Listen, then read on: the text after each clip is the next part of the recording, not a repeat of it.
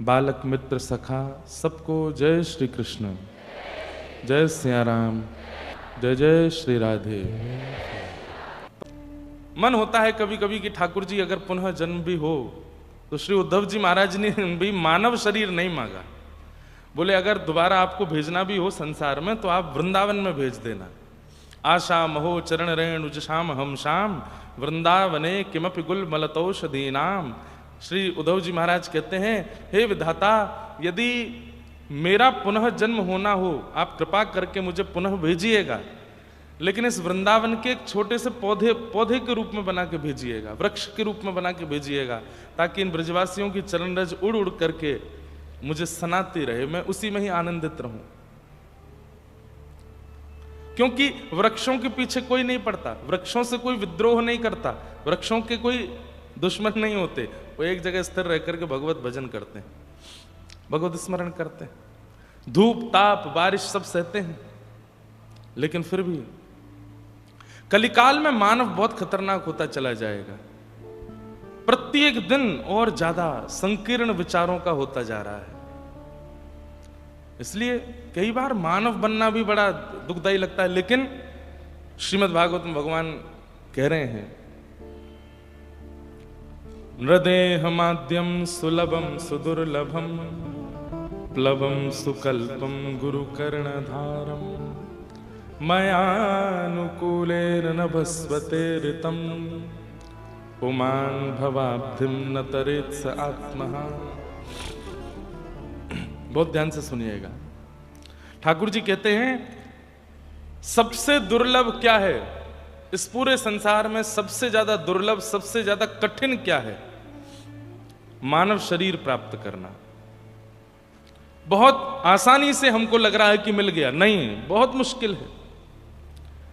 कितनी प्रार्थनाएं ठाकुर जी से करनी पड़ती हैं, कितनी योनियों में भटकना पड़ता है, कभी ब्रह्मा जी से, कभी ठाकुर जी से, हर मृत्यु के बाद प्रार्थना यमराज जी से, एक बार मानव तो बनाइए मुझे, नहीं बनाते। कितने लाख वर्षों से हम आप सब भागते हुए आ रहे हैं, और तब जाकर के हरि कृपा होती है तो मानव देह प्राप्त होता है। और जैसे ही मानव देह प्राप्त होता है, ठाकुर जी कहते हैं कितनी दुर्गमता से मिला है, बहुत मुश्किल से मिला है। नृदेह माध्यम सुलभम सुदुर्लभम, ये जो हमको सुलभ हो गया है मानव देह, ये बहुत दुर्लभ है। लेकिन इस मानव देह से अपना उद्धार नहीं किया तो मानव देह प्राप्त करके भी आपने अनहित ही किया अपना। तो वो कैसे होगा? बोले प्लवम सुकल्पम गुरु कर्णधारम। मानव देह मिल जाने के बाद में एक सद्मार्ग दिखाने वाले गुरुदेव आपके जीवन में आने चाहिए, एक सदगुरु आपके जीवन में आने चाहिए, एक आचार्य आपके जीवन में आने चाहिए। सूरदास जी कहते हैं, सूर कहां कहे दुविध आंधरो बिना मोल को चेरो भरोसो दृढ़ इन चरणन केरो। श्री वल्लभ नख चंद्र छटा बिन सब जग माही अंधेरो भरोसो दृढ़ इन चरणन केरो। सूरदास जी कह रहे हैं, मैं तो देख ही नहीं सकता था, मैं तो निहार ही नहीं सकता, लेकिन आज जिस लीला का अनुभव मुझे हो जाता है, जैसी जैसी भावनाओं का अनुभव मुझे हो जाता है, ये सब मेरे गुरुदेव की कृपा है, श्रीमद् वल्लभाचार्य जी की कृपा है। उन्होंने कृपा करके ऐसी दृष्टि प्रदान की कि उस दृष्टि से मुझे सब दिखने लगा है। तो ठाकुर जी कहते हैं सबसे दुर्लभ मानव देह, लेकिन अगर उस मानव देह को सदगुरु प्राप्त नहीं हुए तो वो मानव देह प्राप्त करके भी आपने उसका कोई साफल्य नहीं किया, तो एक सदगुरु मिले। नदेह माध्यम सुलभम सुदुर्लभम प्लवम सुकल्पम गुरुकर्ण धारम मयानुकूलेन नभस्वते रतम। मैं फिर अनुकूलताएं प्रकट कर देता हूं। जैसे मानव देह मिल गया, गुरु मिल गए, अब अनुकूलता क्या है? वृंदावन जाने का मन है, पत्नी जाने नहीं देती, बच्चे नहीं जाने दे रहे, पति नहीं जाने दे रहे, माता पिता नहीं जाने दे रहे, या सब राजी भी हैं तो साधन नहीं बन पा रहा, फ्लाइट की टिकट नहीं हो रही, ट्रेन की व्यवस्था नहीं हो रही, गाड़ी नहीं हो रही, या फिर वृंदावन में जगह ही नहीं है, इतना सब ओवरलोडेड हो गया है, पहुंच के भी कोई फायदा नहीं। मतलब आपकी योजनाएं तो बन रही हैं पर वो योजना सफल नहीं हो रही हैं। तो इसका मतलब क्या है? ठाकुर जी कह रहे मानव देह तो मिल गया, गुरु तो मिल गए, पर मैं अनुकूलताएं प्रकट नहीं कर रहा। लेकिन सदगुरु मिल गए, मानव देह मिल गया, उसके बाद अनुकूलताएं, ठाकुर जी की सेवा भी बन जाती है, ठाकुर जी का नाम भी हो जाता है, धाम निवास भी हो जाता है, कथा श्रवण भी हो जाती है। और एक और बात, मयानुकूलेन नभस्वते ऋतम का एक भाव और है कि मानव देह तो मिला, गुरु तो मिले, गुरु आज्ञा सुनते तो हैं लेकिन उसका पालन नहीं करते हैं, तो इसमें भी यह मानना चाहिए कि ठाकुर जी अनुकूलता प्रकट कर नहीं रहे। गुरु की आज्ञा पर भी निस्संदेह विचार करके उसका पालन करना, यह भी भगवत अनुकूलता से ही होता है।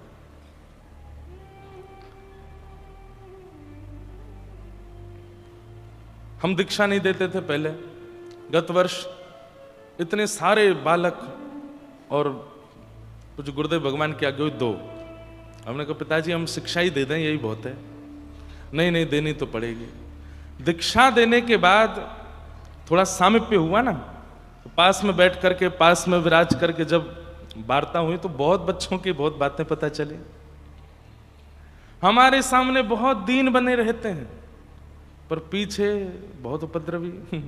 तो फिर मन में आता है कि भाई जैसे हो ये पूतना क्यों बन जाते हो, बार बार रूप क्यों बदल लेते हो। एक बालक आया, दीक्षा ली, पंच संस्कार जैसे पूर्ण हुए तुरंत बोला महाराज जी हो गई दीक्षा। मैंने कहा अब मैं भी दीक्षा दे सकता हूं ना। मैंने कहा इसलिए आए थे तुम।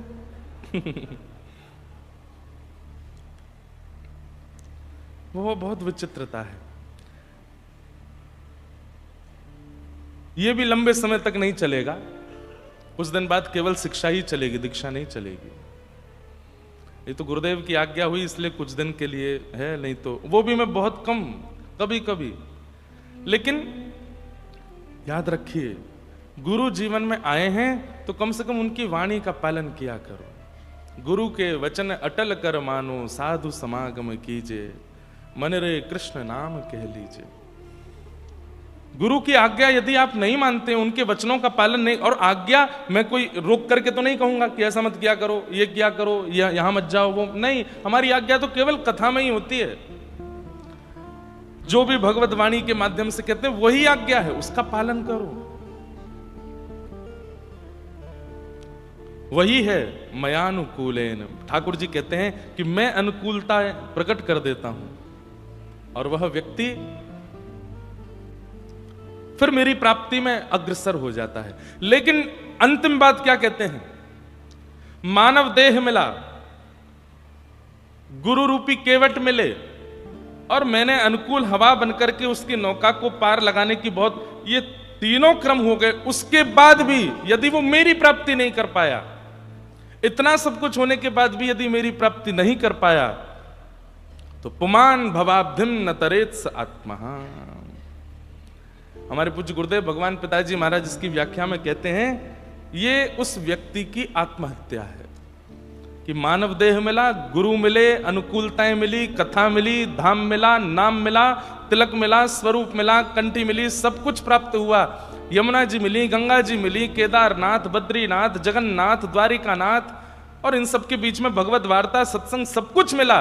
इतना सब कुछ प्राप्त होने के बाद भी यदि वो भगवत प्राप्ति नहीं कर पाया, तो ये अपने शरीर में घोट करके उसने अपनी आत्मा का वध कर दिया कि वो ठाकुर जी को नहीं मिल पाया। यही आत्महत्या है, और सब आत्महत्याएं नहीं हैं। यही आत्महत्या है कि इस आत्मा को परमात्मा से नहीं मिला पाए, इसका हम उद्धार नहीं कर पाए। इसलिए रोज चिंतन किया कीजिए। रास है कि आप पहुंच नहीं पा रहे, आप उपस्थित नहीं हो पा रहे, आप उनके समीप नहीं जा पा रहे, लेकिन ठाकुर जी अपनी कृपामयी दृष्टि से कोई ना कोई भाव आप तक पहुंचा रहे हैं। ये सूक्ष्म रास है। लेकिन महारास क्या है कि आप बैठे हैं और अचानक किसी दिन ठाकुर जी पीतांबरी पहन करके आपके सन्मुख ही आ गए, ये महारास है। ठाकुर जी आ जाए तो वही रास का प्रसंग हम लोग कल श्रवण कर रहे थे। तत्पश्चात युगल गीत सुनाया गया। वाम बाहु कृत वाम कपोलो, भगवान अपने बाम बाहु की ओर अपने बाम मुख को छुपाते हैं। बाम बाहु कृत बाम कपोलो वल्गित भ्रूरधरार्पित वेणुम कोमलांगीभिनाश्रित मार्गम गोप्य ईरयति यत्र मुकुंद। कितना सुंदर है। बाम बाहु यानी कि ये, बाम कपोलो यानी कि ये, बाम बाहु कृत बाम कपोलो वल्गित भ्रूर अधरार्पित वेणुम, ये स्वरूप है ठाकुर जी का। कोमलांग विराष्ट्रित मार्गम गोप्य ईरयति, ईरयति मतलब देख रही हैं, यत्र मुकुंद, ठाकुर जी ऐसे वेणु बजा रहे हैं, इतने डूब गए हैं। अब फिर से वेणु गीत ही शुरू हो जाएगा, लेकिन उस झांकी का दर्शन करके गोपियां अति आनंदित हो जाती हैं। कितने सुंदर लग रहे हैं श्याम सुंदर। भगवान के उस भाव का दर्शन करके, उस झांकी का दर्शन करके अपने चित्त में उस भाव को बैठा लेते हैं। इस प्रकार पूरा युगल गीत सुनाया गया। युगल गीत इसलिए कहा गया, यहां पर दो दो श्लोक युगल भाव से चलते हैं। एक श्लोक में प्रश्न है, एक में उत्तर है, एक में प्रश्न है, एक में उत्तर है, एक में प्रश्न है, एक में उत्तर है। इस प्रकार इस पर भी आज तक कभी बृहद व्याख्या एक बार की है। कोरोना काल में सप्त गीतों पर कथा की थी, एक बार मैं कर चुका हूं इस पर भी, पर इस पर भी विस्तार से कथा अभी बहुत समय से नहीं कही है। पहले वेणु गीत कहेंगे, फिर युगल गीत कहेंगे। आगे भगवान के द्वारा कंस वध का पूरा प्रसंग सुनाया गया। नारद जी महाराज ने जाकर के कंस को समझाया कि तुम धनुर्यज्ञ करो, और उस धनुर्यज्ञ में श्री कृष्ण बलराम को आमंत्रित करो। किस भाव से आमंत्रित करो? पुरस्कृत करने के भाव से आमंत्रित करो। मेले में घूमने के लिए आएंगे, तभी अपने सैनिकों को आज्ञा देकर के उनको मरवा देना। कंस ने नारद जी महाराज की इस बात को माना और श्री अक्रूर जी महाराज को वृंदावन भेजा है। अक्रूर जी महाराज से कहा जाकर के कृष्ण बलराम को लेकर के आओ। ठाकुर जी गौचारण करके लौट रहे थे। यहां पर एक अक्रूर घाट है, वहीं से श्री अक्रूर जी महाराज जब पहुंचे तो ठाकुर जी निकले ही हैं। अक्रूर जी के मन में स्वयं ये भावना प्रकट हो रही है कि मेरा नाम अक्रूर क्यों रखा है, मैं तो महाक्रूर हूं। क्यों? इन ब्रजवासियों से कृष्ण को दूर करने के लिए आया हूं। अक्रूर जी महाराज का आगमन हुआ। जैसे ही देखा कि वृंदावन की रज में खूब सारी गायों के खुर के चिन्ह बने हैं और उन गायों के खुर चिन्ह के मध्य में ठाकुर जी के मधुर चरणों के चिन्ह भी आच्छादित हैं। आहा,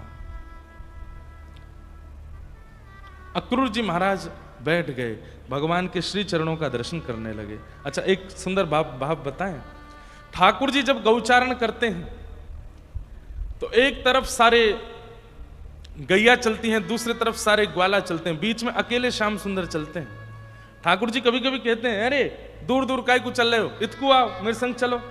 तो सब ग्वाल वाल कहे, ना लाला, तू जब चले ना तो तेरे चरणन सो दिव्य दिव्य स्वरूप प्रकट हो, मैं तेरे चरणन के दिव्य दिव्य चिन्ह या व्रज की रज में आच्छादित रह जाएं। हम पास में चलेंगे तो हमारे चरण तेरे चरण चिन्ह पर पड़ जाएंगे और वासों वो चिन्ह अंतर ध्यान रह जाएंगे, तो मन में बड़ो कष्ट होएगा। तू आगे चल, गैया पल्लंगू चलेंगी, हम यहाँ को तेरे चरणन को देखते भय चलेंगे लाला। भगवान के चरण चिन्ह तम गो रजत छुरित कुंतल वरह, भागवत जी में वर्णन है कि यहाँ गैयाओं की रज भगवान के मुखमंडल पर लग रही है और यहाँ से सब ग्वाल बाल उछलते हुए चल रहे हैं और श्री ठाकुर जी अपने दिव्य चरणों की छाप व्रज की रज में छोड़ते हुए चल रहे हैं। तो कोई भी ग्वाल बाल ठाकुर जी के आसपास नहीं चलते कि कहीं और आसपास चलते भी हैं तो पीछे नहीं चलते कि कहीं ठाकुर जी के चरण चिन्ह पे हमारे पैर नहीं पड़ जाएं।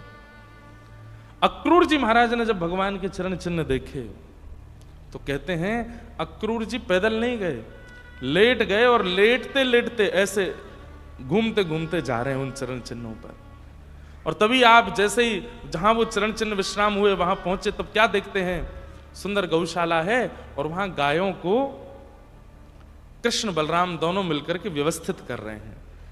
आहा, गौर वर्ण श्री बलराम जी महाराज नीलांबरी पहने, श्याम वर्ण श्री ठाकुर जी पीतांबरी पहने, जैसे ही नेत्रों के आगे दिखे अक्रूर जी महाराज के अविरल अश्रुधार गिरने लगी, शरीर कंपायमान हो गया। बस बिल्कुल ऐसी थी प्राण निकलने की स्थिति। ठाकुर जी ने दौड़ करके अक्रूर जी को हृदय से लगाया। क्यों? संयोग में प्रेम और विरह दोनों घट जाते हैं। कोई व्याकुल हो रहा हो, कोई विरह में आतुर हो रहा हो, उस समय यदि उसका प्रेमी उसका स्पर्श कर ले तो विरह शांत होता है। भगवान ने समझाया, अक्रूर जी आप ही प्राण त्याग दोगे तो हमको ब्रज से कौन लेके जाएगा, इसलिए ये विरह भाव मत रखो, आगे द्वारिका लीला तक आप मेरे संगी रहने वाले हो। और इस प्रकार भगवान ने अक्रूर जी का स्पर्श किया। नंद बाबा को पता चली कि मथुरा से कोई आयो, अब तो भीड़ लग गई महाराज पूरे वृंदावन में, मथुरा से कोई आयो है। कौन है? अक्रूर जी। कारण पूछा क्यों आए हैं, कारण बताया, कृष्ण बलराम को ले जाने आए हैं, वहां पर धनुर्यज्ञ हो रहा है और उस धनुर्यज्ञ में कंस इनको पुरस्कृत करना चाहते हैं। ब्रजवासी बोले काय बात को पुरस्कार देना चाहे? बोले हमने सुनी कि एक बार बहुत बारिश हुई थी तो आपके बालकों ने व्रज रक्षा में गिरिराज उठाए। हमने सुना था कि एक बार यमुना जी दूषित हो गई, उसमें कालिया नाग आ गए तो आपके बालकों ने उनको भगा दिया, बड़े बड़े राक्षस इन्होंने मारे। एक ब्रजवासी बोला हमने तो यूं सुनी कि सबरे राक्षस कंस नहीं भेजे। अक्रूर जी बोले कंस यदि राक्षस भेजते तो पुरस्कार देने के लिए बुलाते, ऐसी भावना चित्त में मत रखो। ये सब अपनी अपनी इमेज सुधारने के लिए कंस कर रहा है। ब्रजवासियों ने स्पष्ट कर दिया हम ना भेजेंगे लाला को और हमें कोई पुरस्कार नहीं चाहिए, हमारो लाला सदा व्रज में रहेगो, हम सबके बीच में रहेगो, खावेगो पीवेगो आनंद करेगो, कोई ना जाएगो मथुरा। अक्रूर जी महाराज थोड़ा समझाने लगे, अरे महाराज कंस के हाथों पुरस्कार प्राप्त होगा, आपके बालकों का मान होगा, दसों दिशाओं में इनकी यश कीर्ति फैलेगी। ब्रजवासी बोले हमें ना फैलानी अपने लाला की कीर्ति, हम तक ही बहुत है।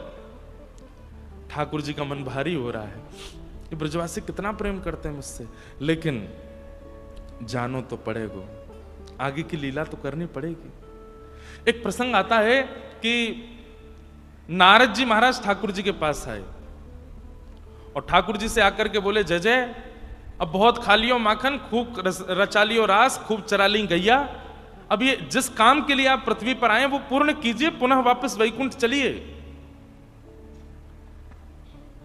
ठाकुर जी बोले कहा करना है अभी? बोले कंस को मारना है, जरासंध का उद्धार करना है, रण छोड़ करके द्वारिका की स्थापना, 16,108 विवाह, महाभारत का युद्ध, गीता का ज्ञान आदि आदि आदि सब बताए। तो कहते हैं ठाकुर जी भावुक होके नारद जी से बोले मैं तो भूल ही गयो, मैं तो इन ब्रजवासीन के प्रेम में भूल ही गयो कि मैं परमात्मा हूं, कि मुझको ये सब भी करना है। नारद एक कामना है सके? बोले कहा तू महादेव से जाके बात कर ले कि आगे परब्रह्म की पदवी को वो संभाल लेंगे। तू ब्रह्मा से जाके बात कर ले कि परमात्मा की गद्दी को ब्रह्मा संभाल ले, मैं त्याग पत्र दे रहा हूं, मुझको नहीं अब परमात्मा के रूप में रहना, मैं या ब्रज में ही रहूंगा, इन ब्रजवासियों के बीच में ही रहूंगा, आगे की लीला जैसे होनी है तू सब संभाल ले। नारद जी आप तो सब कर सकते हो, मुंह को या ब्रज से आगे नहीं जानो है, इन ब्रजवासियों के प्रेम से मैं इतना आनंदित है गया हूं, अब मेरे यहां से कहीं जावे को मन नहीं है। नारद जी बोले पूरे विश्व को मोह विमुक्त करने वाला परमात्मा स्वयं मोह में आ गया, इन ब्रजवासियों का मोह आपको हो रहा है। अरे परमात्मा कोई पदवी नहीं है कि आप हटे तो कोई और बैठ गया, परमात्मा परमात्मा होता है। आपका कोई जन्म करता नहीं है, आपका कोई प्राकट्य करता नहीं है, आपसे पूरा विश्व चलता है। नाथ कैसी बात कर रहे हैं कि कोई और परमात्मा बन जाए? ठाकुर जी बोले कैसे जाऊं,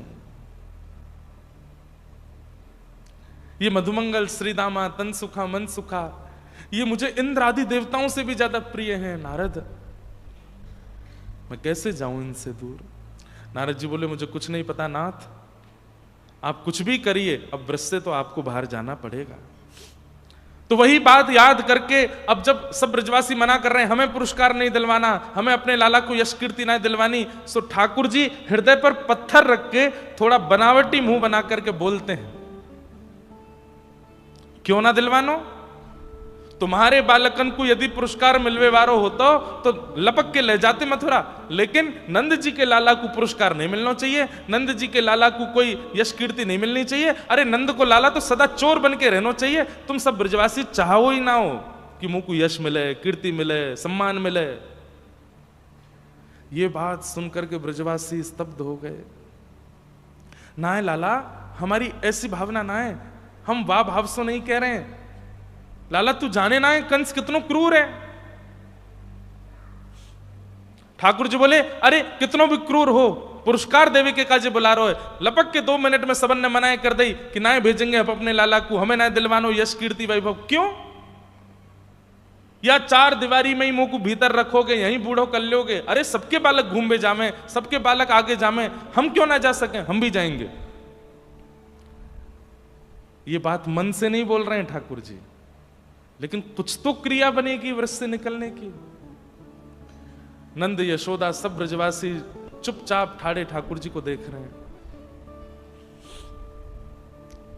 दाऊ दादा भी लाला के स्वर में ला रहे हैं, हाँ हमको जानो है। ऐसा ये ब्रज, आज कोई भी ब्रजवासी सोए नहीं है रात्रि भर। ना है लाला, हम तो बस ऐसे ही कह रहे, अरे मैं परसों आ जाऊंगा, जान दो मोकू। सब ब्रजवासियों को लगा कि हमारा प्रेम कन्हैया को ऐसा लग रहा है कि हम चाहते नहीं है कि उसको कुछ श्रेष्ठ प्राप्त हो, इसलिए मौन रहो भैया, कुछ मत बोलो। लेकिन मौन भी नहीं रह पा रहे हैं, बार बार ठाकुर जी के सामने जा रहे हैं। बोले लाला तू सच में मथुरा जाएगा? बोले हाँ। अरे 6 किलोमीटर दूर है मथुरा यहां से, मैं जाऊंगा, पुरस्कार लूंगा, परसों आ जाऊंगा, इतनी कहां बड़ी बात है गई? ब्रजवासी बोले लाला बड़ी बात तेरे काजे ना है, पर हम सब तो कमल हैं और हमारे काजे तू ही सूर्य है लाला। जब तक सूर्य ना आवे कमल कैसे खिलेगो? हम लोग तो को देखे बिना रह ना सकें। तो लाला एक काम करें। बोले कहा, हम सब ब्रजवासी चलेंगे तेरे संग, मथुरा में तो को पुरस्कार दिलाए कि हम सब तो को ले आएंगे अपने संग। हाँ भाई सबरे राजी हो? सब ब्रजवासी बोले हाँ ये बढ़िया है, सब अपनी बैलगाड़ी में सब सामान रखो, सारे ब्रजवासी चलेंगे लाला के संग। ठाकुर जी फिर घबराए, बोले ये सब गए तो फिर काम नहीं बनेगा, ये मुझे ले ही आएंगे वापस। और ठाकुर जी चाहते भी आना वापस, लेकिन मैं एक बात कथा में कहा करता हूं, सबकी परिस्थिति सबने सुनी है, पर कभी विचार करके देखा करो कि ठाकुर जी की परिस्थिति कैसी है। ठाकुर जी की परिस्थिति कैसी है? तुरंत ठाकुर जी खड़े हो गए, नहीं अब मैं बड़ो है गऊ, दाऊ दादा बड़े है गए, कोई नहीं जाएगो, हम अकेले जामेंगे। ब्रजवासी बोले यहां में कौन सी बड़ी बात है लाला? अरे मथुरा बड़ो शहर है, वहां सब लोग घरन में रह में, कोई गोबर वोबर के घरन में ना रहे। मतलब ऐसी बात करनी कि जिससे ब्रजवासियों को थोड़ा बुरा लगे और वो मुझे अकेला जाने दें, जानबूझ के कर रहे हैं। बड़ो शहर है मथुरा, हम सब लोग ग्वारिया हैं, गोबर के चिने भय घरन में रह में, वहां जामेंगे, जाए करके गामन की सी स्थिति प्रकट करेंगे, मथुरा के लोग हंसेंगे हम पर। लाला आज हम तो को गांव बारे लग रहे हैं, हम सबन के घर तो को गोबर के चिने भय लग रहे हैं, और हम सब तो को सीधे सीधे बोलना कि हम सब बेसहूरे हैं। ठाकुर जी बोले मैंने यो ना कही कि तुम सबरे बेसहूरे हो, लेकिन मथुरा के लोग उपहास करेंगे, हंसी करेंगे, और हंसी करेंगे तो फिर सबरे रोगे। या हमारे एक बार मैं और दाऊ दादा अकेले जाएंगे, अगली बार कभी होगा तो सब संग में चलेंगे, कोई नहीं जाएगा, और यदि सब जावे की जिद करेंगे तो मैं नहीं जाऊंगा। ब्रजवासी सब कह रहे हैं पता ना कहा बात है गई, ऐसा कहा है कि लाला को जावे की जिद है, अकेले ही जावे की जिद है, हमारे संग नहीं जाएगा। और ये सब बातें कह करके ठाकुर जी एकांत में जाकर रो लेते हैं। यशोदा मैया मौन हो गई। लाला के वस्त्र, लाला की पाग, लाला के आभूषण, लाला के सब सामग्री एक थैला में धर रही है, एक मटकी में सुंदर मक्खन धर रही है, और दाऊ दादा को बता रही है सुबह स्नान के बाद ये पोशाक पहनाई दियो, ऐसे सिर पे पाग धारण करा दियो, ज्यादा सुंदर मत बनाइयो, मथुरा की गोपीजन कैसे देखेंगे आपको।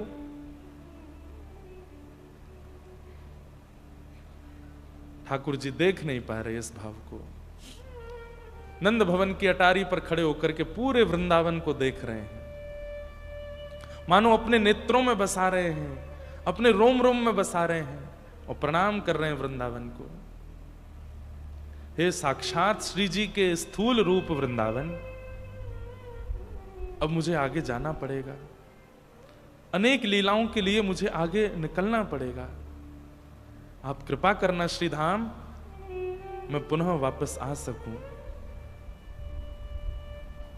एक एक लीला का स्मरण कर रहे हैं, वहां कैसी भाव लीला हुई, वहां कैसी रास लीला हुई, वहां गोपी के घर में कैसी चोरी भई, यहाँ ग्वालन के संग कैसो खेलतो, यहाँ नंदरानी यशोदा मेरे पीछे भागो करती, यहाँ कैसी लीला भई। सब पूरे वृंदावन का दर्शन करके ठाकुर जी सजल नेत्रों से वृंदावन को प्रणाम कर रहे हैं।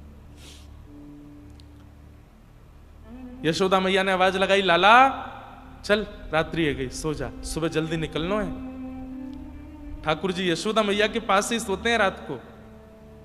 मैया की हाथ की तकिया लगा करके श्याम सुंदर पौड़े हैं और जोर से आलिंगन करके मैया की छाती पर अपनो मुख गाड़ करके लंबी श्वास ले रहे हैं और लंबी श्वास लेके मैया के तन की सुगंधी को अपने भीतर ले रहे हैं और बस सोच रहे, मैया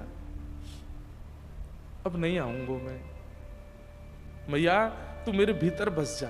बोल नहीं रहे हैं, यशोदा मैया के एक एक अंग को स्पर्श कर रहे हैं ठाकुर जी, कोमल हाथों का स्पर्श करते हैं। जाते मैया रोज गाल पकड़े, रोज केश सवारे, रोज ठाकुर जी को स्नान करावे, मैया के मुखमंडल को स्पर्श करें, नेत्र को स्पर्श, नाक को स्पर्श, सारे स्पर्श कर रहे हैं ठाकुर जी। 11 वर्ष 56 दिन के हो गए ठाकुर जी और रात्रि में मैया से कह रहे हैं, मैया मुझ को भूख लगी है। अच्छा लाला, तेने तो कलू कियो, ब्यारू करी। मैया फिर भूख लग रही है। मैया बोली, रुक जा, कछु लाऊं। नहीं मैया, कछु ना, तू पड़ जा, मुझ को दूध पिलाए दे अपनो। मैया बोली, है इतना बड़ा है को, अब दूध पीवे को?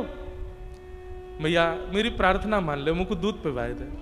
अरे लाला इतना बड़ो है को, अब दूध ना पी के करें ना। मैया ने पिलाए दे। जिद करने लगे ठाकुर जी। यशोदा मैया भी स्वयं को रोक नहीं पाई और ठाकुर जी पयोधर पान कर रहे हैं और रो रहे हैं नेत्रों से। मैया बोली, लाला तू रो काई करो है?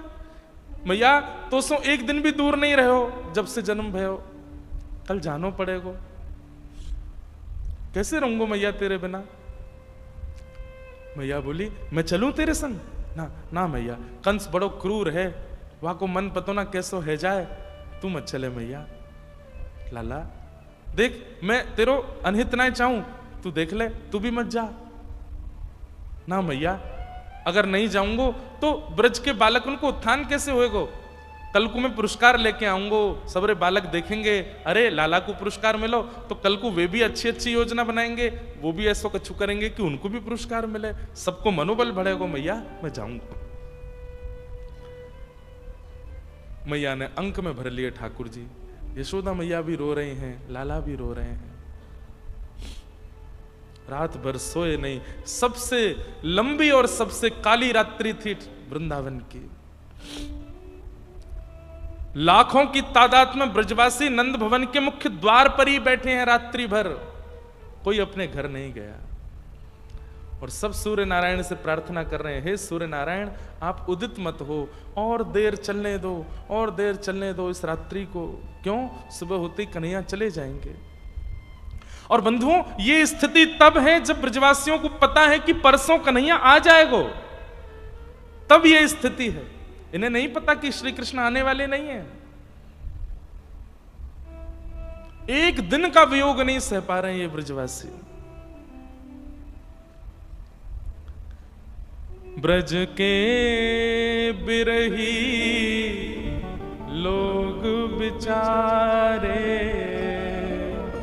ब्रज के बिरही लोग बिचारे, बिन गोपाल ठगे से ठाड़े,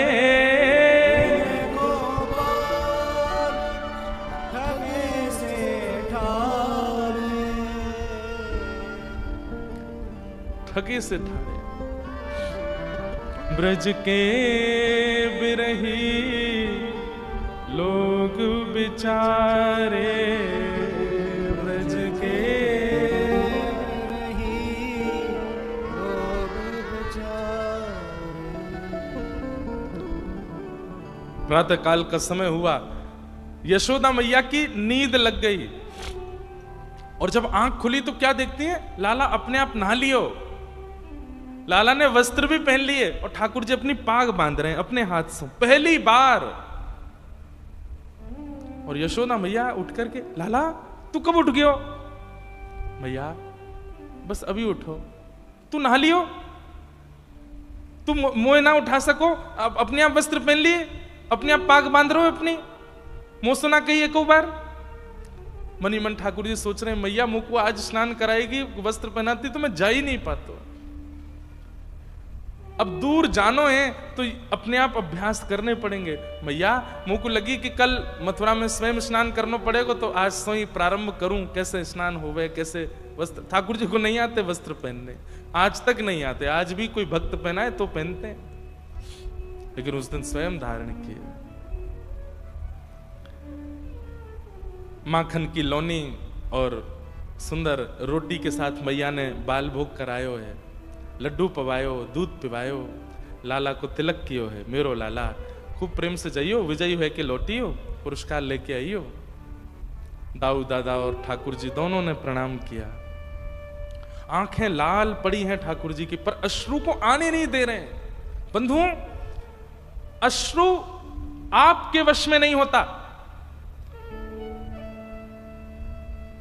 श्वास और अश्रु, ये दो गतिविधि हम लोगों की ऐसी है जिसको हम चाह करके रोक नहीं सकते।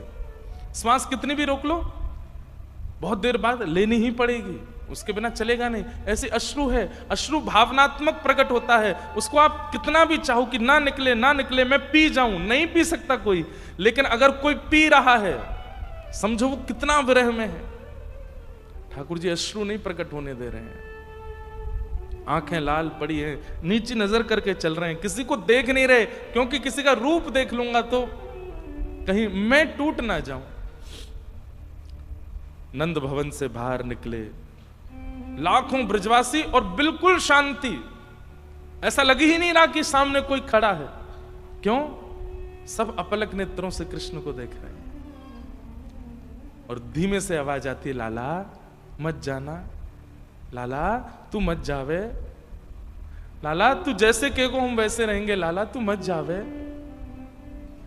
अरे हम ब्रजवासी के प्रेम से बड़ो पुरस्कार है लाला। ठाकुर जी सुनते सुनते धीमे धीमे निकलते जा रहे हैं, किसी का प्रत्युत्तर नहीं दे रहे। ब्रज की इस अवस्था को देख करके, इस स्थिति को देख करके अक्रूर जी महाराज ने मन में विचार किया, ये क्या हो रहा है? इन ब्रजवासियों की स्थिति देख करके लगता नहीं है कि ये कृष्ण को केवल बालक मानते हैं। अरे इनके प्राण बसते हैं श्री कृष्ण में, और मैं ऐसे कृष्ण को लेके जा रहा हूं और मुझे पता है कि कृष्ण वापस आने वाले नहीं है। क्यों? क्योंकि जब अक्रूर जी वृंदावन आ रहे थे तो देवकी मैया मिली हैं अक्रूर जी से, और अक्रूर जी से कहती हैं मेरे लाला को लेने जा रहे हो? बोले हाँ।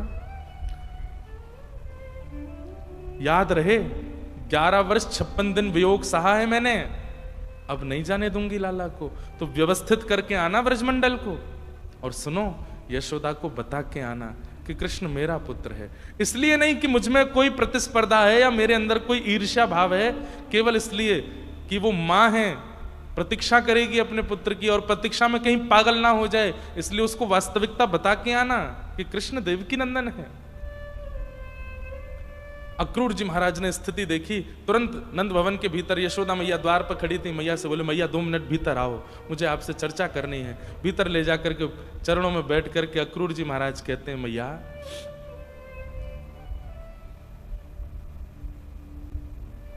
कृष्ण आपके पुत्र नहीं है, वसुदेव और देवकी के पुत्र हैं कृष्ण।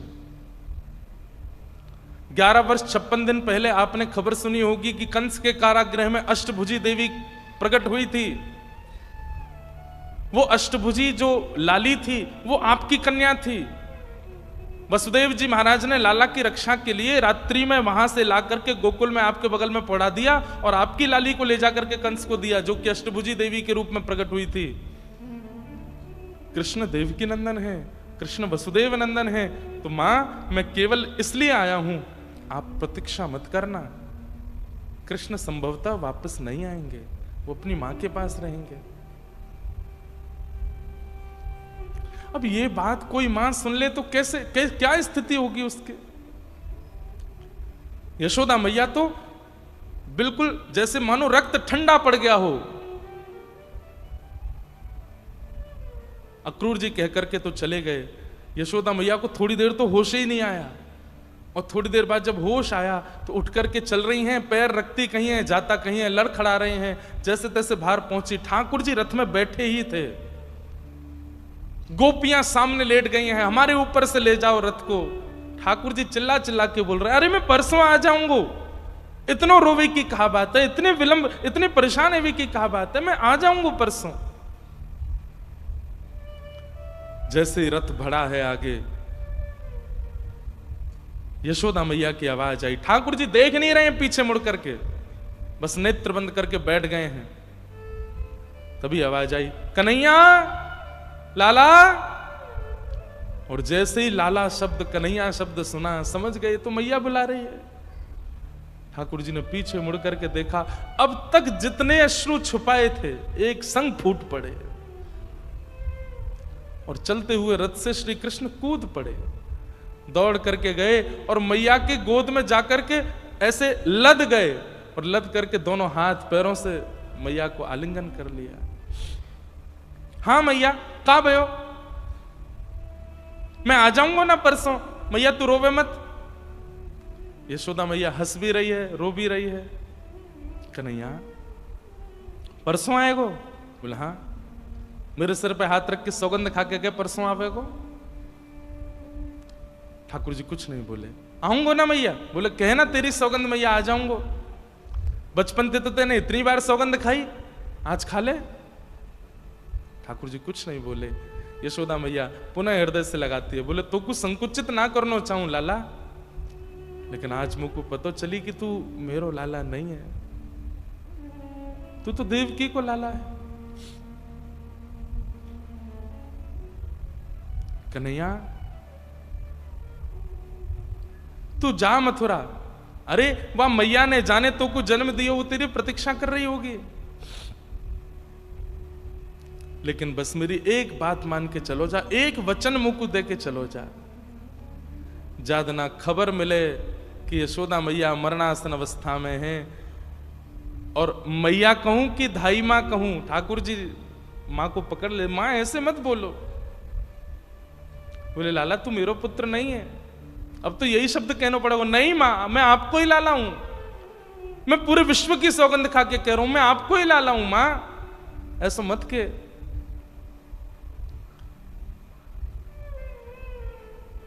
मैया कह रही है लाला चलो जा, लेकिन बस याद रखियो ज्यादा ना खबर मिले कि यशोदा मैया मरणासन अवस्था में, लौट के आए जाइयो, और बस मेरे सामने आके ठाड़ो है जाइयो, तो कुछ देखते देखते प्राण त्याग दूंगी। वासों का हुए को पतो है? कहा मैया, अंते यामती सा गति, अंत में जाकू देखते भय प्राण त्यागे ना, अगले जन्म में वो मिल जाए। लाला तू या जन्म में तो मेरा पुत्र नहीं बन पाए, तो कुछ देखते भय प्राण त्यागूंगी, तो अगले जन्म में तू फिर मेरो लाला बन के आएगो, और जितनी कमी या जन्म में रह गई वो सब पूर्ण करूंगी मैं। खूब प्रेम ते जाइयो, अपनो ध्यान रखियो, ज्यादा ऊधम मत करियो। और बस ऐसा कहते कहते यशोदा मैया मूर्छा अवस्था में पहुंच गए। ठाकुर जी मैया के चरणों में प्रणाम करते हैं, संपूर्ण व्रज को प्रणाम करते हैं, और रथ में आरूढ़ होकर के मथुरा के लिए प्रस्थान कर जाते हैं।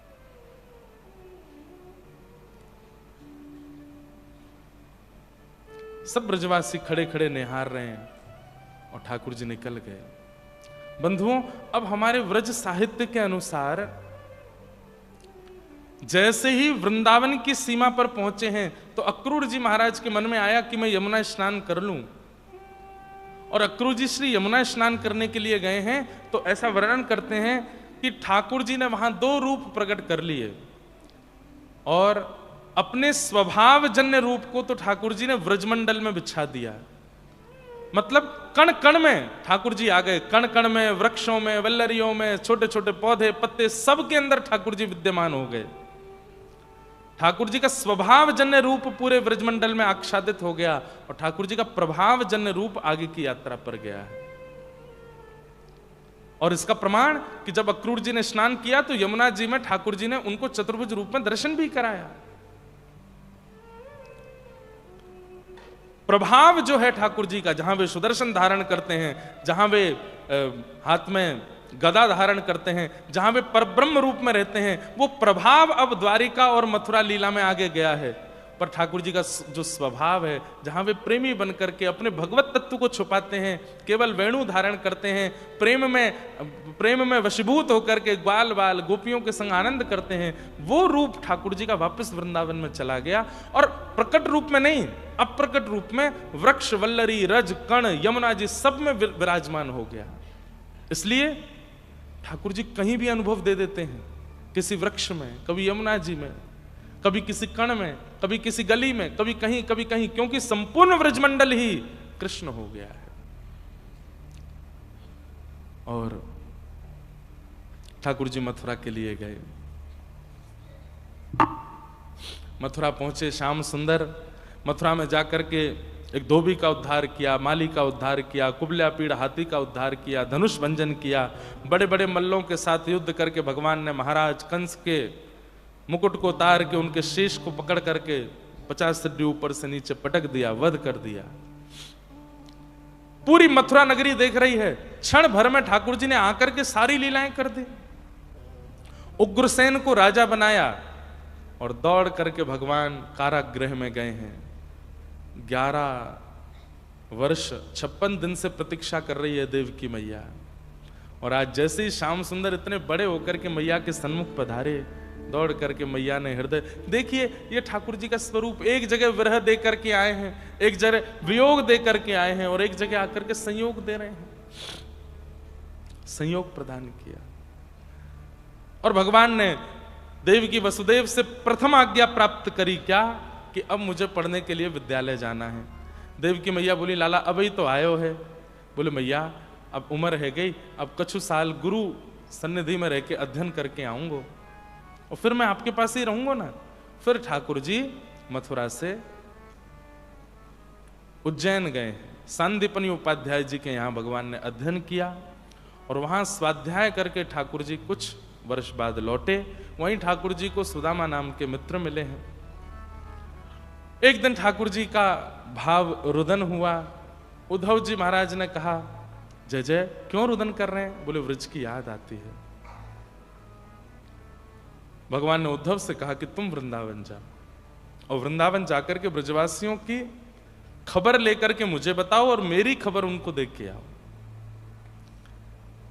और श्री उद्धव जी महाराज ठाकुर जी की आज्ञा से वृंदावन गए। वृंदावन जाकर के, बहुत विरह का प्रसंग है, इसलिए ज्यादा इसका विस्तार वृंदावन में नहीं करना है। उद्धव जी महाराज वृंदावन गए, सब ब्रजवासी किशोरी जी और गोपियों से मिलन करके कह के गए थे ठाकुर जी से मैं शाम तक आ जाऊंगा। 6 महीने बाद लौट करके आए। 6 महीने बाद जब श्री उद्धव जी महाराज पधारे, अत्यंत प्रेम युक्त होकर के आए। कहां वृष्णीनाम प्रवरो मंत्री कृष्णस्य दयित सखा शिष्यो बृहस्पतिर साक्षात उद्धवो बुद्धि सत्तम। कहां उद्धव जी महाराज के लिए इतनी उपमाएं और इतना योग्यताओं का वर्णन किया गया। आज वे उद्धव जी महाराज तृणादपि सुनीचेन बन करके आए हैं, बिल्कुल दीन बन करके आए हैं, लंबी दाढ़ी केश जटा बन गए हैं, और महाराज प्रेम में बस बिहुवल, आंखें सूज रही हैं। ठाकुर जी ने कहा, उद्धव जी नाथ। बोले तुम तो कह रहे थे शाम तक आऊंगा, 6 महीने लगा दिए आने में। उद्धव जी ने आकर के ठाकुर जी का हाथ पकड़ा, बोले भगवान वापस वृंदावन चलो, ये संसार आपके लिए है ही नहीं। वो ब्रजवासी, यशोदा मैया, राधा रानी, ये सब गोपी यही आपके हैं नाथ, मत करो आगे की लीला, सदा वृंदावन में ही रहो। ठाकुर जी बोले बस मैं यही चाहता था कि मेरा उद्धव प्रेमी होकर के आ जाए, ऐसा भक्ति भाव में युक्त होकर के आ जाए। वास्तविकता यह है उद्धव कि मैं व्रत से कभी कहीं जाता ही नहीं। देख और ठाकुर जी ने व्रज की ओर जब उद्धव को दिखाया, जहां जहां दृष्टि पड़ी सब जगह कृष्ण ठाड़े हैं, प्रत्येक गोपी के साथ, प्रत्येक भाव से। ठाकुर जी कहते हैं मेरा एक स्वरूप विरह भी है उद्धव। मैं अति संयोग इसलिए नहीं देता हूं कि अति संयोग में प्रेम घटता है, इन ब्रजवासियों का प्रेम अमर हो जाए इसलिए मैं वियोग देकर के आया हूं, पर मैं अप्रत्यक्ष रूप से इस व्रज में विराज रहा हूं। कालांतर में जो भी मेरा भजन कीर्तन और प्रेमाश्रुओं से इस वृंदावन की भूमि को सींचेगा, प्रेमाश्रुओं से सींचेगा, उसको मेरा अनुभव होगा। मैं सदा इस वृंदावन में रहूंगा। वृंदावनम परित्यज्य पादमेकम न गच्छति। एक पैर भी ठाकुर जी बाहर वृंदावन से नहीं जाते हैं। ये आगे की द्वारिका लीला आदि आदि लीलाओं में तो मैं अब प्रभाव रूप से चल रहा हूं, मैं अपने भगवत रूप में चल रहा हूं, लेकिन मेरा जो स्वभाव जन्य रूप है वो तो व्रजमान है, वृंदावन में ही है। इस प्रकार भगवान ने उद्धव को संभाला। बहुत सुंदर प्रसंग है, कई बार मैं इसका विस्तार कर चुका हूं, लेकिन व्रज वृंदावन से ठाकुर जी को बाहर भेजने की कथा बहुत विस्तृत नहीं कहनी है। ठाकुर जी 17 बार जरासंध ने चढ़ाई की, भगवान ने 17 बार उसको हरा दिया। 18वीं बार जब ब्राह्मणों को अनुष्ठानिक विधि से बैठा करके जरासंध आया तो भगवान रण छोड़ करके द्वारिका प्रस्थान कर गए। बोलो द्वारिकाधीश की। भगवान ने विश्वकर्मा को आज्ञा करके एक नई नगरी का निर्माण किया जिसका नाम द्वारिका पड़ा। सब ब्रजवासी यदुवंशी वहां विराजमान हो गए। रेवत राजा की पौत्री के साथ में श्री बलराम जी का विवाह हुआ और श्री रेवती रमण श्री बलराम जी हुए।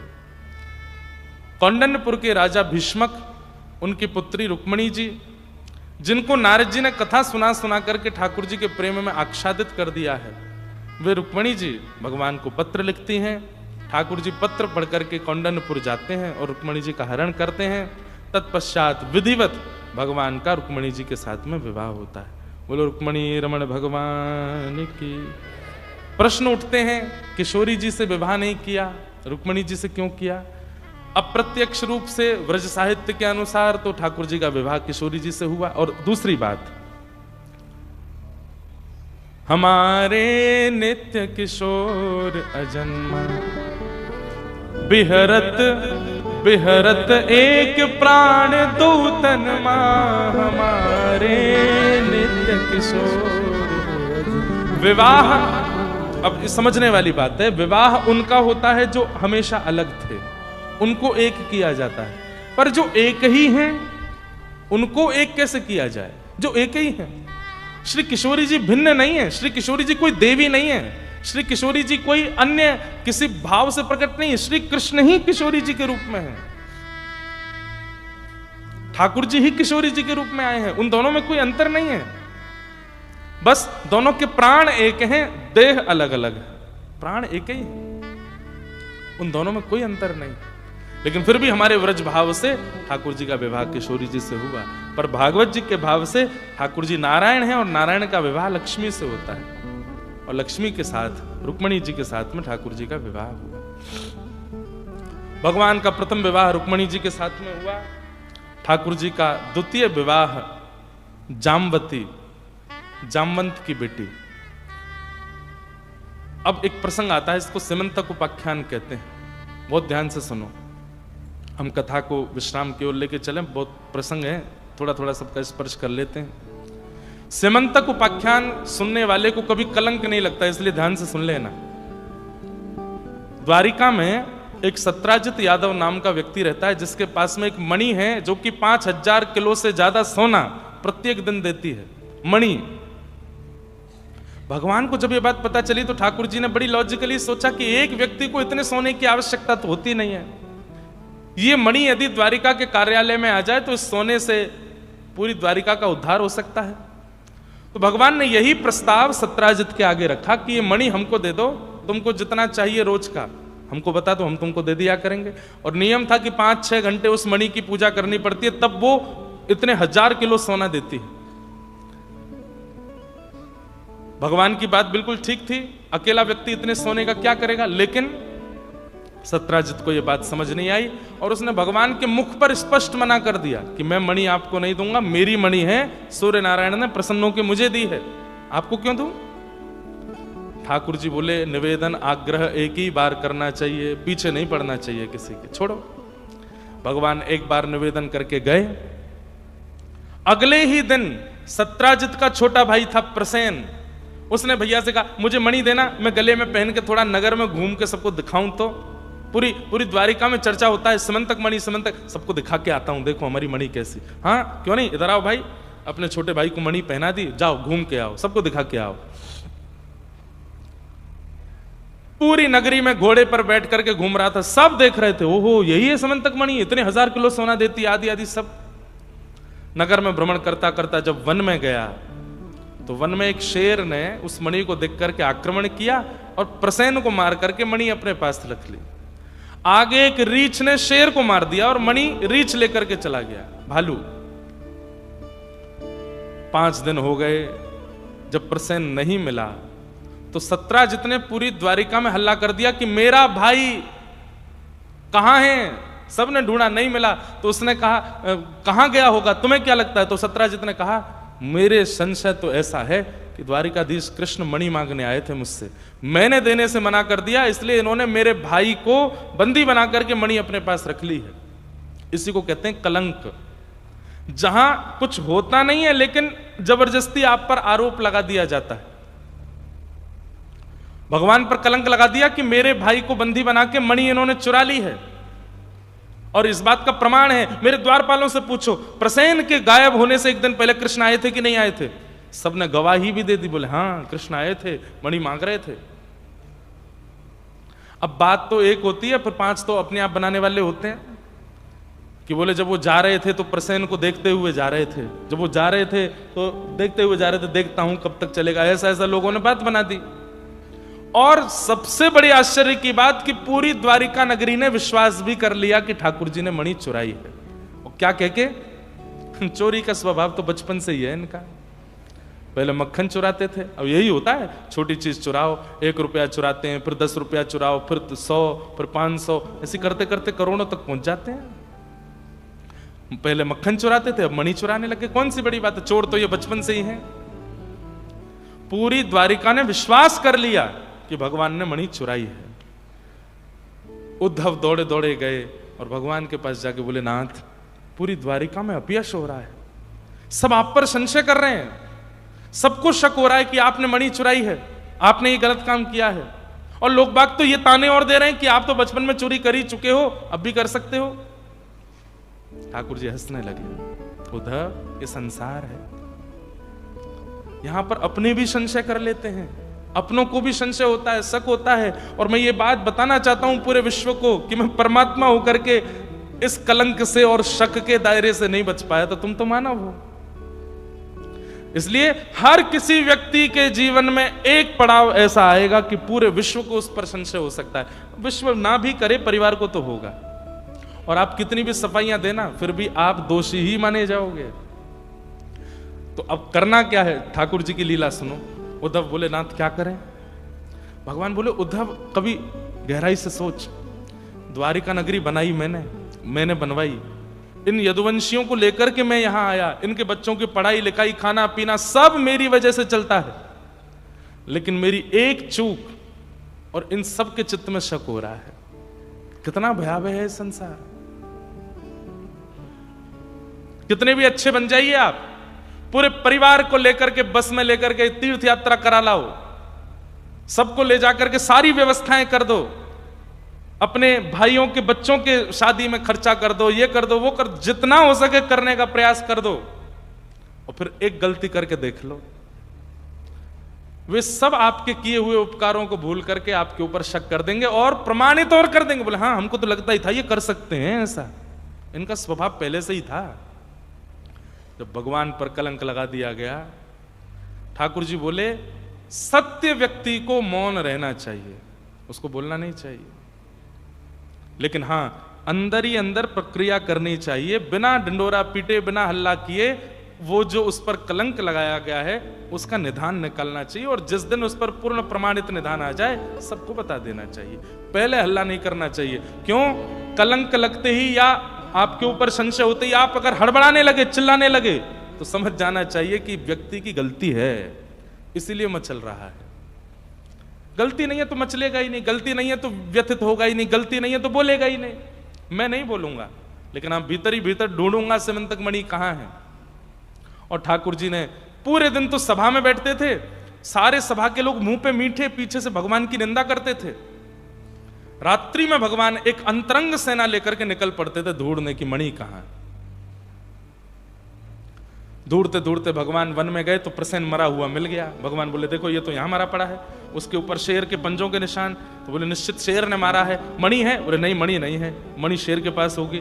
पैर के पंजों के निशान, पीछे पीछे पीछे चलते गए तो आगे शेर भी मरा पड़ा था। बोले मणि है इसके पास? बोले नहीं। इस पर किसने पंजे मारे? बोले ये भालू के पंजे हैं। पीछे पीछे गए तो एक गुफा के अंदर जा रहे थे। भगवान ने सेना को बाहर रोका, बोले मैं जाता हूं, 18 दिन तक नहीं आऊं तो वापस चले जाना। भीतर भगवान ने प्रवेश किया, करते करते भीतर जब बिल्कुल गहराई में चले गए तब देखा कि वो मणि चमक रही है। भगवान बोले मिल गई आप? पूरी द्वारिका में निंदा करवा दी हमारी। जैसे ही भगवान ने मणि उठाई, एक विशाल भालू ने भगवान पर आक्रमण किया। 18 दिन तक भगवान ने उसके साथ में मल्ल युद्ध किया। उठा उठा के पटकते हैं भगवान उसको, फिर खड़ा हो जाता है, फिर युद्ध करता है। कभी उठा करके उसको पत्थर पर मार देते हैं, फिर उठ जाता है, फिर मारता है। ठाकुर जी भी सोच में पड़ गए, बड़ा बलवान है भाई, 18 दिन हो गए, थक ही नहीं रहा। जब भगवान ने अपना पूर्ण बल लगा करके उसकी 2-4 हड्डियां तोड़ दी, चरणों में गिर गया। नाथ इतना ही बलवान तो मेरे राघव जी हो सकते हैं, आप कौन हो? ठाकुर जी बोले हम माधव हैं। तुम कौन हो? बोले मैं जामवंत हूं। जब त्रेता में आप राम बन करके आए थे तो आपकी सेना का सेनापति था। नाथ मैं वही जामवंत हूं। भगवान ने हृदय से लगाया, अरे जामवंत जी चिरंजीवी हैं, सतयुग में भी थे, त्रेता में भी थे, द्वापर में भी थे, कलयुग में भी हैं। भगवान ने हृदय से लगाया। बोले नाथ कैसे आगमन हुआ? बोले बताइए, मणि इसके कारण ऐसा प्रपंच हो गया है पूरे द्वारिका में, ये हमको दे दो। तो जामवंत जी बोले जब इतनी दूर आ ही गए हो तो एक वस्तु क्यों, 2-2 मणियां दूंगा। कैसे?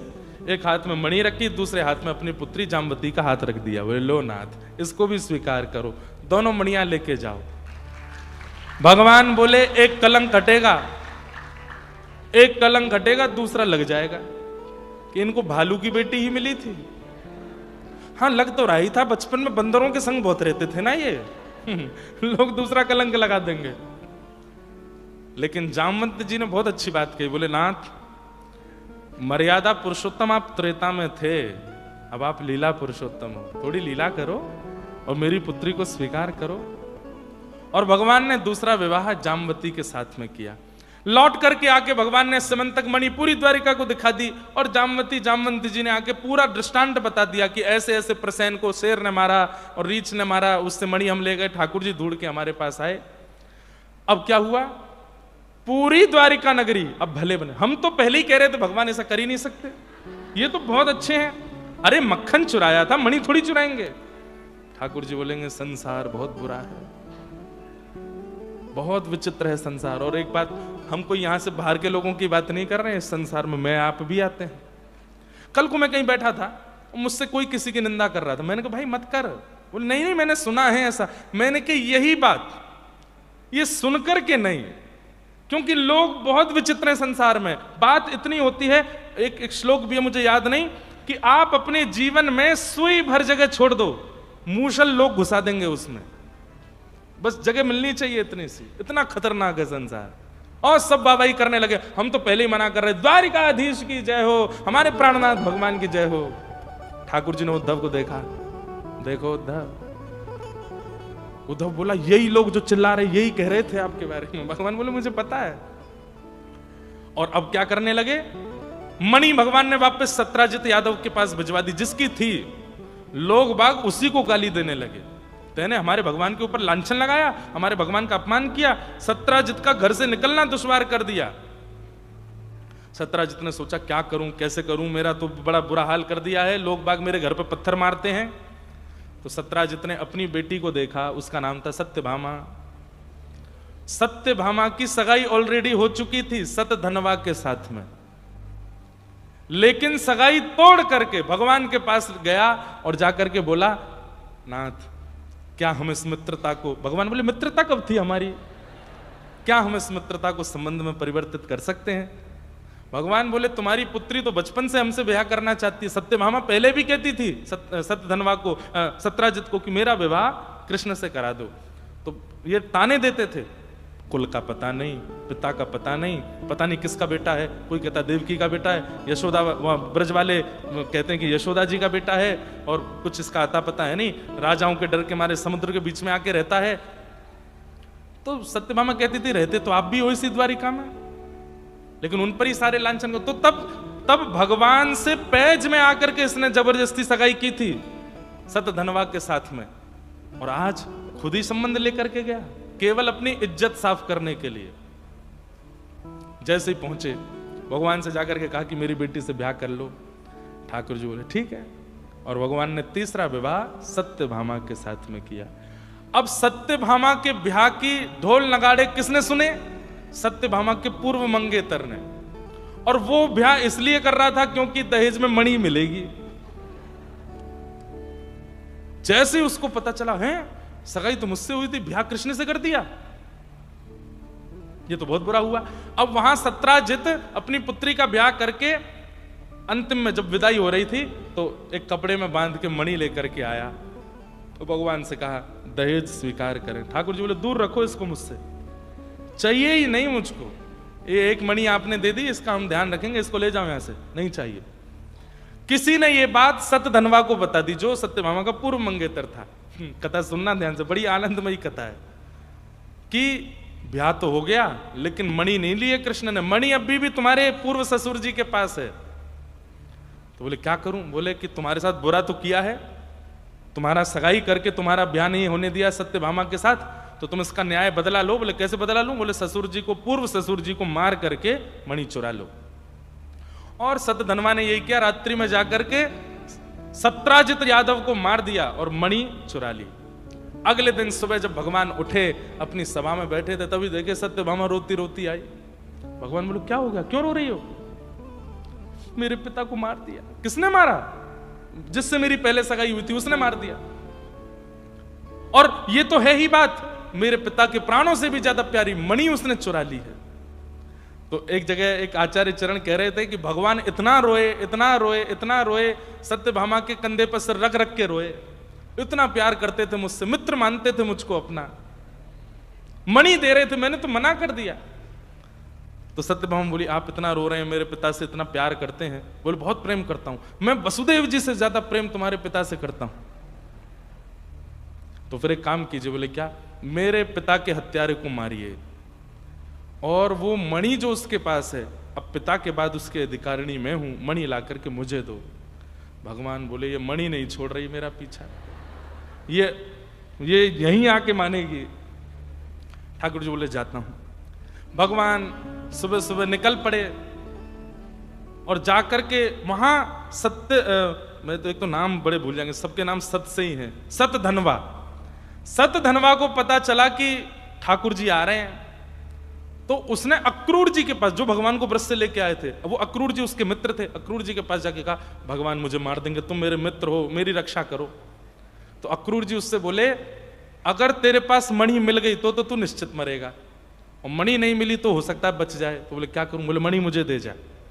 मणि को अक्रूर जी ने रख लिया और सतधनवा भागा। बीच रास्ते में पकड़ करके भगवान ने सीधा वध ही किया उसका, और वध करके उसका सब अंग टटोला, उसके घर में जाकर के तलाशी की, कहीं मणि नहीं मिली। भगवान बोले पता नहीं मणि है कि क्या है, हाथी नहीं आती है। लौट करके भगवान जब द्वारिका आए, सत्यभामा खड़ी थी द्वार पर।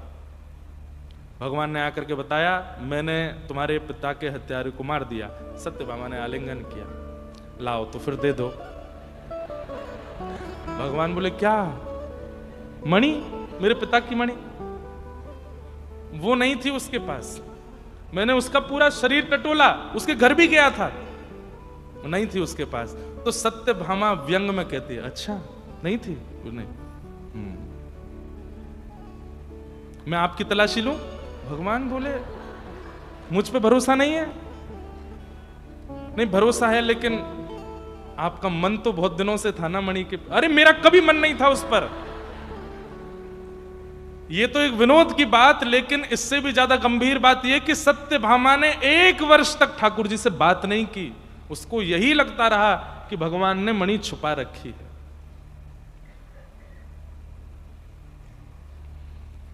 ठाकुर जी उद्धव जी से कहते हैं, उद्धव भगवान का प्रेमी सखा सार सब कुछ है उद्धव।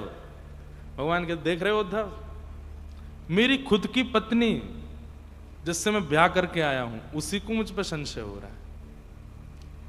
1 वर्ष तक भगवान बोले ज्यादा हाथ पैर पटकते नहीं, अगर तुम सत्य हो तो विचलित मत हो, चाहे तुम्हारे ऊपर पूरा विश्व शक करने लग जाए फिर भी संशय मत करो, आपको विचलित होने की आवश्यकता नहीं है। और एक बात ये बिल्कुल निश्चित है, विचलित होता ही वो है जो गलत होता है। भगवान बैठे थे, 1 वर्ष लगभग हो गए। एक दिन एक ब्राह्मण आया और उस ब्राह्मण ने यहां तक सोने पहन रखे थे, गले में खूब सारे स्वर्ण पहन रखे थे, पैरों में भी सोने के कड़ूला और इतना सारा स्वर्ण। भगवान बोले, भैया विप्र सदा अकिंचन ही देखा है, पहली बार इतना धनामानी देखा है, इतना सोना कहां से पहन के आए? बोले महाराज आपकी द्वारिका के एक कोने में अक्रूर जी महाराज रहते हैं, वो ब्राह्मणों को भोजन पर बुलाते हैं और भोजन सोने की थाली, सोने की कटोरी, सोने के चम्मच, सोने के गिलास, उसमें भोजन कराते हैं और दक्षिणा में सारे पात्र दे देते हैं। भगवान बोले बहुत सोना आ रहा है क्रूर जी पे। ठाकुर जी ने सीधे पत्र लिखा, श्री प्रिय क्रूर जी काका, आप आजकल बहुत ब्राह्मण सेवा कर रहे हैं, सबको सोने की सामग्रियां देते हैं, मुझे सुनकर के बड़ी प्रसन्नता हुई और मैं यह भी जानता हूं कि यह सब समंतक मणि की कृपा है। मैं नहीं चाहता कि आप मणि लाकर के मुझे वापस दो, पर मैं चाहता हूं कि आप आकर के पूरी नगरी के आगे आके स्वीकार करें कि मणि आपके पास है, क्योंकि अभी भी मुझ पर ही संशय किया जा रहा है।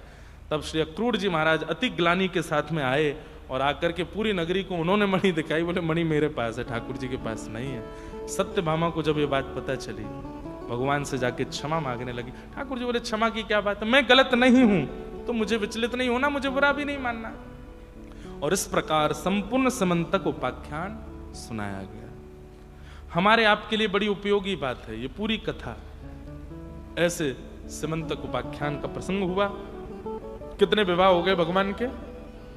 रुक्मणी जी के साथ, जाम्बती के साथ, सत्यभामा के साथ, और चौथा विवाह भगवान का हुआ कालिंदी यमुना जी के साथ। श्री यमुना महारानी की जय। कि एक बार प्रिया जी और ठाकुर जी दोनों के बीच में मान लीला हुई। मान लीला का नियम क्या है कि कोई एक रूठेगा दूसरा मनाएगा, और रूठने का कारण हो तो अच्छा, नहीं हो तो भी रूठना है, जबरदस्ती रूठना है, दूसरा मनाएगा। तो अधिकतर मान लीला में जो निपुण हैं वो हमारी किशोरी जी हैं।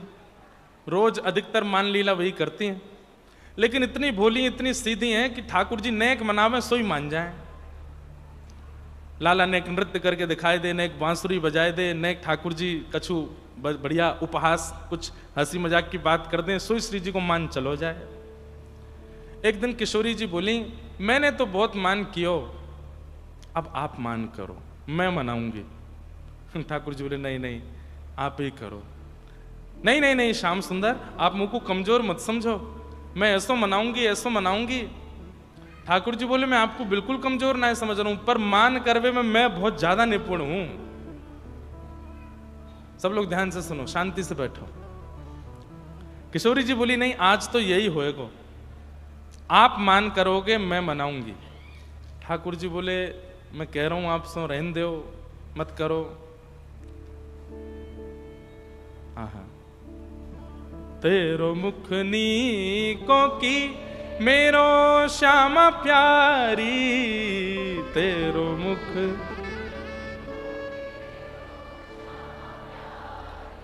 दर्पण हाथ लिए नंद नंदन दर्पण,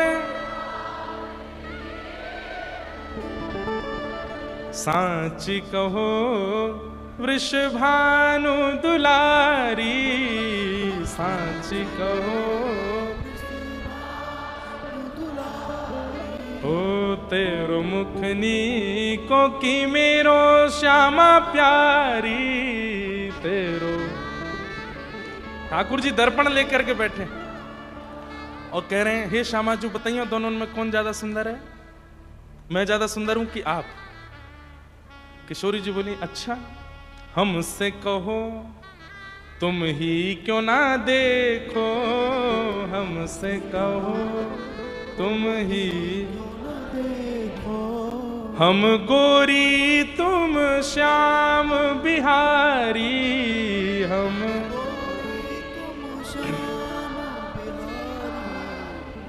मेरो मुख जैसे चंद उजियारो, मेरो मुख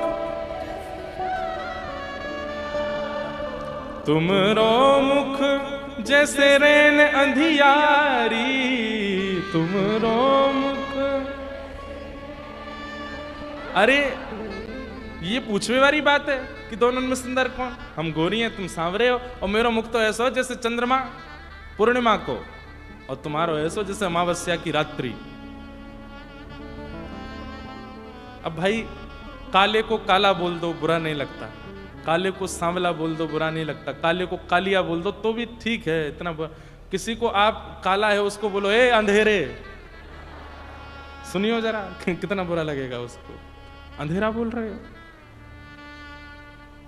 ठाकुर जी मान कर लिए, और किशोरी जी कह ही रही थी कि आप मान करो मैं मनाऊं,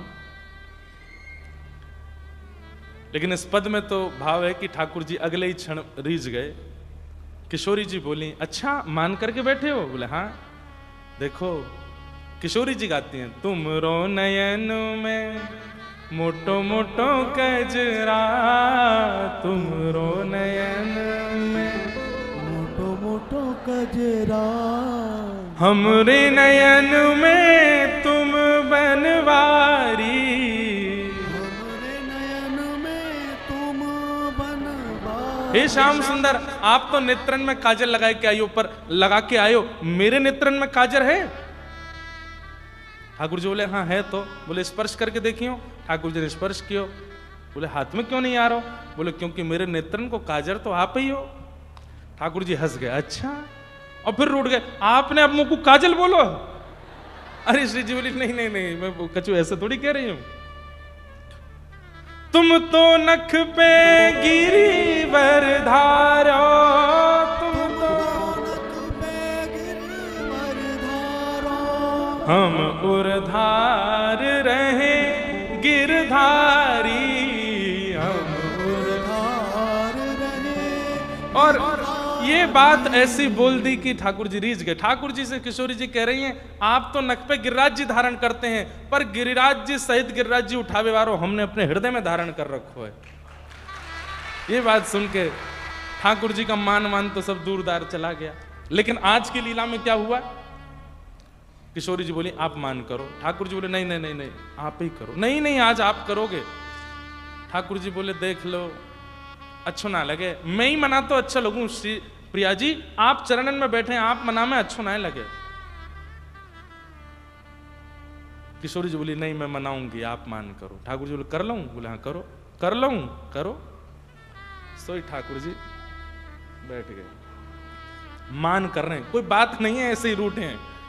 अब प्रिया जी मना रही हैं, कभी ठोड़ी पे हाथ रखें, कभी कुछ बात सुना में, कछु गा के सुना में, कभी नृत्य करके दिखा में, कभी कछु बना के लिया में, पवा में। लेकिन ठाकुर जी की उदासी दूर नहीं। करते करते करते करते संध्या की बेला हो गई, ठाकुर जी ने मान नहीं छोड़ो। अच्छा मान लीला का नियम है कि संध्या तक यदि मना लिया तो मनाने वाला जीत जाएगा, और संध्या तक नहीं मना पाए तो मान करने वाला जीतेगा। ये खेल है प्रिया प्रियतम का।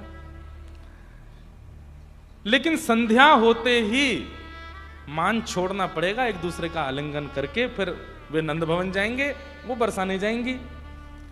लेकिन संध्या हो गई, किशोरी जी थक हार के बोले मैं तो मना ही नहीं पा रही, अब छोड़ो, आप जीते मैं हारी, आपकी विजय भाई मैं हार गई, ऐसो मान करें, ऐसो मान करें हैं? सुबह तो मना रही हूं, रीझ ही नहीं रहे हो।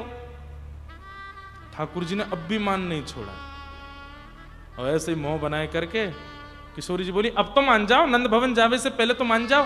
ठाकुर जी नहीं माने और नंद भवन चले गए। रात भर किशोरी जी को नींद नहीं आई।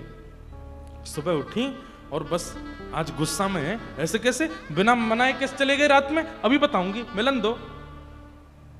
अब ठाकुर जी जब नंद भवन से अगले दिन आए तो किशोरी जी पहले से ही मान करके बैठी हैं। ठाकुर जी ने आके मनाया हो नहीं, स्वयं ऐसे कमर करके बैठ गए। किशोरी जी बोली ये भी कोई बात है, मैं गुस्सा हूं। ठाकुर जी बोले मान मेरो चल लो कलते, अभी तक रीझो नहीं हूं मैं, मनाओ। अरे ये तो नियम नहीं है, संध्या हवे के बाद मान तोड़ो जाए, आप अब मान कैसे कर सको? देखो नहीं मानोगे तो मैं चली जाऊंगी बरसाने। ठाकुर जी बोले जाओ, मैंने कब बुलाया आपको? किशोरी जी बोली मैं जा रही हूं। बोले जाओ, मैं जा रही हूं, चली जाऊंगी। बोले जाओ। किशोरी जी जान लगी, आधे रास्ता से फिर देखिए उठ ही नहीं रहे, ऐसो कैसो मान कर रहे हैं। फिर लौट के आई, बोले कहां बात है, कहां चाहिए, क्यों इतना मान कर रहे हो? आपने ही कही मान करो, मैंने मना भी करी, मुझसे मत करवाओ। अरे तो मैं मना तो रही हूं। तो बोले मैं रीझवे वारों कोई मना ही नहीं रही हो तो मैं क्यों मानूं? और कहां करके दिखाऊं आपको, कैसे मानोगे? बोले मोह का पता, मान कर व्यवहारों बतावे कि मैं कैसे मानूंगा, मनाओ। श्री जी दूसरे दिन भी लगी रही, ठाकुर जी नहीं माने, और फिर से मान में ही नंद भवन चले गए। तीसरे दिन किशोरी जी आई, बोले आज यदि नहीं माने तो मैं जमुना जी में कूद जाऊंगी। और जब ठाकुर जी नहीं माने, बोले नहीं मानोगे आप? बोले ना। किशोरी जी अब बोली बरसाने जाऊंगी तो भी इन पर फर्क नहीं पड़ेगा, कुछ और कहूंगी तो भी फर्क नहीं। तो यमुना तट पर जाकर के बैठ गई प्रिया जी, और ठाकुर जी मान करके बैठे हैं। या भाव से किशोरी जी के नेत्र से अश्रुबिंद प्रकट भये, और प्रकट है कि जैसे ही यमुना जी में गए, अश्रुबिंद जाते श्री यमुना जी प्रकट हो गए। प्रिया जी कौन ने आपको शोक दियो, और ये इतना विरह क्यों है रो आपको? श्री प्रिया जी यमुना जी के हृदय को आलिंगन करें, बोले देखो ना श्याम सुंदर कैसे मान करके बैठे, 3 दिन है गए, मान नहीं छोड़ रहे हैं। यमुना जी बोली आप आज्ञा करो, तो इनको तो अकल ठिकाने, मैं 2 मिनट में करूं इनकी, आप क्या करोगी? बोले वो मुंह पे छोड़ो, आप तो बस आज्ञा करो। करूं कछु? बोले करो। तो यमुना जी ने योजना बना के श्री जी को बताई, बोले बस मैं जैसे ही बुलाऊं आ जाइए। ठीक है। तो यमुना जी जो हैं वो श्याम वर्णा है, बिल्कुल ठाकुर जी जैसी हैं। आप चित्रों में देखें कभी तो श्रीनाथ द्वारा की पिछवाइयों में श्री जी बिल्कुल यमुना जी, ऐसा लगता है कई लोगों को तो पता ही नहीं होता, श्रीनाथ जी के एक तरफ महाप्रभु जी, एक तरफ यमुना जी, तो यमुना जी ऐसे आते तो कई लोग पूछते हैं ठाकुर जी बीच में, तो यहां से ठाकुर जी क्यों आ रहे हो? ठाकुर जी नहीं है, यमुना जी। आज यमुना जी ने ठाकुर जी जैसा श्रृंगार किया, सिर पर मुकुट धारण किया, केश खोल लिए, पीतांबरी पहनी, नीचे पजम्मी पहनी, ऊपर सुंदर बाघा पहनो, आदि आदि सब बिल्कुल जैसा ठाकुर जी। और आज जैसा श्रृंगार ठाकुर जी करके आए बिल्कुल वैसा श्रृंगार किया। और जैसे श्रृंगार करके किशोरी जी के सन्मुख आई, किशोरी जी देख, अरे श्याम सुंदर रीझ गए आप? यमुना जी बोली मैं हूं यमुना, ठाकुर जी नहीं है। आप तो बिल्कुल उनके जैसी लग रही हो। बोले बस ये अपने रूप से सबन को मोहित करें, आज इनके रूप से इन्हीं को मोहित करूंगी मैं। बिल्कुल ठाकुर जी जैसी चाल, ठाकुर जी जैसे केश, ठाकुर जी जैसे नेत्र, ठाकुर जी जैसी नाक, ठाकुर जी जैसे दांत, बिल्कुल ठाकुर जी जैसी हैं यमुना जी। कहां तक कहें, वंशी भी वैसी और पैर की पाजेबन की स्वर भी वैसे ही है जैसे ठाकुर जी के। और यमुना जी चलती भाई त्रमंगल ललित गति विलास वल गुहास, जैसे ठाकुर जी चलते हैं वैसे चलती भाई यमुना जी वहां पहुंची जहां ठाकुर जी बैठे हैं। ठाकुर जी ने जैसे सुनी, ये नूपुर ध्वनि कहां से आ रही है? मेरे पाम तो यहां है, ये कहीं और थे मेरे पामन जैसी नूपुर ध्वनि। पीछे मुड़ करके देखा, आहा एक और श्याम सुंदर घूम रहे हैं। बढ़िया कभी पत्र तोड़ते हैं, कहीं से पुष्प तोड़ते हैं, अपने कानों में लगाते हैं, बिल्कुल वैसी अदा जैसी ठाकुर जी की है। और ठाकुर जी देख रहे हैं, अरे भैया, ओ भैया देवता कौन है? यमुना जी बोली मैं श्याम सुंदर। ठाकुर जी बोले श्याम सुंदर तो मैं हूं, तुम नकली हो, असली मैं हूं। तो ठाकुर जी बोले ऐसे कैसे कह रही है तू? मेरी बहनी है, यशोदा मैया ने गुथी है। यमुना जी बोली मेरी भी है, यशोदा मैया ने गुथी है। मुंह पे वंशी है, यमुना जी बोली मुंह पे भी है। मेरी पीतांबरी है, बोले मेरी भी है। मैं गोरोचन को तिलक लगाऊं, बोले मेरे भी लग रहा है। सब कुछ वैसा ही। अंत में यमुना जी बोली अब एक चीज से प्रमाण है जाएगा कि असली कृष्ण कौन है। बोले कैसे? बोले मैं वंशी बजाऊंगा और जाके बगल में किशोरी जी आके खड़ी है, कहीं वो असली कृष्ण है। अब ठाकुर जी चक्कर में पड़े, बोले मोते तो नाराज बैठी हैं वो, मैं तो उनसे मान करके बैठा हूं 2 दिन आते, मेरे बगल में तो आमिनगी नहीं वो। नहीं नहीं नहीं नहीं ऐसा नहीं होगा। नहीं ऐसा ही होगा। और यमुना जी ने निकाल करके अधर पर वंशी धर के जैसी बजाई, किशोरी जी आई। अब ठाकुर जी रो रहे हैं, किशोरी जी मैं हूं, मैं कभी मान नहीं करूंगा, मैं वचन दे रहा हूं आज के बाद मान नहीं करूंगा, मैं ही श्याम सुंदर हूं। किशोरी बोली हटो, श्याम सुंदर वो है श्याम सुंदर जो खड़े हैं वहां पे। और किशोरी जी जाकर के यमुना जी के बगल में जैसे खड़ी होती हैं, किशोरी जी खड़ी है गई, ठाकुर जी के तो नेत्रन से मोटे मोटे अश्रुबिंद मोती जैसे प्रकट भय। बोले ये अभी तो यानी श्री जी अपना ले, ये नंद भवन जाके यशोदा जी को भी अपना लेगो, ये नंद मुंह को ब्रश से बाहर नहीं करवा दे कहीं। ठाकुर जी जैसे ही ज्यादा भावुक भय तो श्री यमुना जी बोली, श्री जी जय जय बहुत भावुक कह रहे हैं, क्या करें? बोले इनसे वचन ले लो, आज के बाद मान नहीं करेंगे। तो यमुना जी बोली सुनो इधर आओ, आप श्याम सुंदर हो? बोले हाँ। आज के बाद मान करोगे? कभी नहीं करूंगा, मैं तो पहले ही मना कर रहा हूं कि मुझसे मान मत कराओ, यही पीछे पड़ गई कि मान करो मान करो। अरे तो मैंने मान करवे की कही, यूं थोड़ी कही 3 दिनों तक मान में रही हूं, मैंने थोड़ी सोच ली कि मैं आनंद करा दूं आपको। ये आनंद करा रहे तुम को? मैं रो रही हूं, बिलक रही हूं, बरसाने जा रही हूं, ये आनंद है? मैं आज तो वचन दे रहा हूं, हे श्यामाजू मैं कभी मान नहीं करूंगा। आपकी गलती हो आप मान करियो, मैं मनाऊंगा, और मेरी गलती होगी तो भी मैं आपको बता दूंगा, हे श्यामाजू आपने कुछ गलत किया है, मोकू मान करना, पर मैं नहीं करूं, आप ही करो। मेरी गलती पे भी आप मान करियो, अपनी गलती पे भी आप मान करियो, दोनों तरफ से मैं ही मनाऊंगा। ये बात कहते ही श्री यमुना जी तुरंत चरणों में प्रणाम करती हैं, हे श्याम सुंदर क्षमा करियो, ये सब लीला तो किशोरी जी के भाव से करी, और आप तो किशोरी जी के, ठाकुर जी को पकड़ करके किशोरी जी के बगल में कियो, किशोरी जी ठाकुर जी को आलिंगन करें, ठाकुर जी किशोरी जी को, यमुना जी दोनों की बलैया ले रही हैं। और तब यमुना जी और ठाकुर जी दोनों ने श्री यमुना जी से कही है, श्री जी और ठाकुर जी दोनों ने यमुना जी से कही, अब आप एक ही भाव रखो, क्या आज के बाद आप इसी रूप में ही रहोगी, जैसे श्याम सुंदर को श्रृंगार है वैसे श्रृंगार आप करोगी।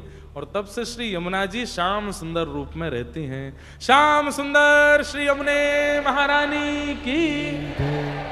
तब से श्री यमुना जी श्याम सुंदर स्वरूप में रहती हैं। ऐसी यमुना जी से भगवान का चतुर्थ विवाह हुआ। भगवान के 8 प्रमुख विवाह हुए। 16,100 राजकुमारियों को भौमासुर नाम के दैत्य के यहाँ से मुक्त करा करके भगवान ने उनसे विवाह किया। आगे राजा नृण की कथा और अश्वमेध यज्ञ पांडवों का हुआ, वहां पर शिशुपाल का वध किया। सुदामा जी भगवान से मिलने के लिए आए, द्वारिका लीला सुनाई गई। तत्पश्चात ठाकुर जी ने अपने समस्त यदुवंशियों को ज्ञान उपदेश किया कि भाई सत्संग किया करो, कथा में जाया करो, मेरे पुत्र बांधव हो इस नाते से कथा में जाना बंद मत करो, क्योंकि सत्संग, साधु संग, वैष्णव संग इस पृथ्वी पर रहने वालों के लिए अति अनिवार्य है, नहीं तो उनका नाश हो जाएगा। और तुम सब लोग साधु महात्माओं का सम्मान नहीं करते हो। यदि कभी क्रोध में आकर के उन्होंने श्राप दे दिया तो मैं भगवान होके भी नहीं बचाऊंगा। लेकिन